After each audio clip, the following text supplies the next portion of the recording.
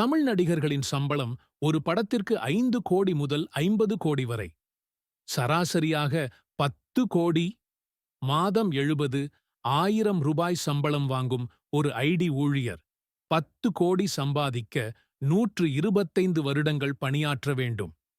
மாதம் 30,000 ரூபாய் சம்பளம் வாங்கும் ஒரு தனியார் நிறுவன ஊழியர் 10 கோடி சம்பாதிக்க 250 வருடங்கள் பணியாற்ற வேண்டும்.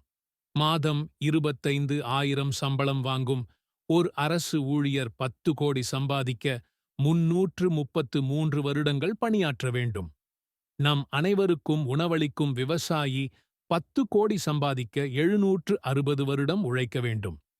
ஒரு நாளைக்கு 300 ரூபாய் வருமானம் பெறும் கூலி தொழிலாளி 10 கோடி சம்பாதிக்க 1000 ஆண்டுகள் உழைக்க வேண்டும். திரைப்பட நடிகர் நடிகைகள் பயன்படுத்தும் கார்களின் விலை 50 லட்சத்திலிருந்து 5 கோடி வரை.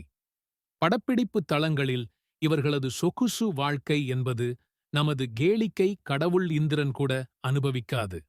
வெளிநாட்டு மது, நட்சத்திர ஹோட்டல் உணவு, இரவு நேர கேளிக்கை, ஒப்பனைக்கு இருவர், உடை அணிவிக்க இருவர், குடைபிடிக்க ஒருவர், கொஞ்சம் வியர்த்தால் கேரவேனில் ஓய்வு.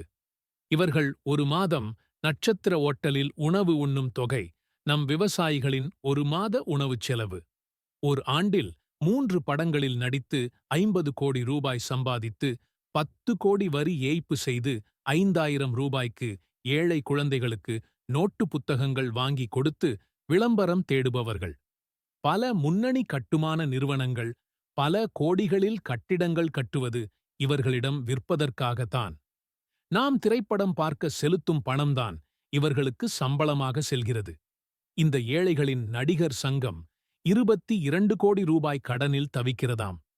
அதை அடைக்க இவர்கள் நட்சத்திர கிரிக்கெட் போட்டி நடத்தி ஒரு டிக்கெட் 1000 ரூபாய்க்கு நம்மிடம் விற்று கடனை அடைத்த வரலாறு உண்டு. புயல் வெள்ளத்தில் நம் மக்கள் அனைத்தையும் இழந்து நிர்வாணமாய் நின்றபோது நடிகர் சங்கம் உதவி செய்யாது என்று வெளிப்படையாக சொன்னது. இவ்வளவு சம்பளம் பெறும் நடிகர்களின் ரசிகர்கள் யார் தெரியுமா? இலவச அரிசிக்கு ரேஷனில் சண்டை போடும் அப்பாவி ஏழை மக்களின் பிள்ளைகள்தான். மக்கள் சிந்திக்க வேண்டும். நம் 3 மணி நேரம் பார்க்கும் திரைப்படத்திற்கே 100, 200, 500 என்று கொடுத்து பார்த்துவிட்டு வருகிறோம். எவ்வளவு கேட்டாலும் கொடுத்துவிட்டு வருகிறோம்.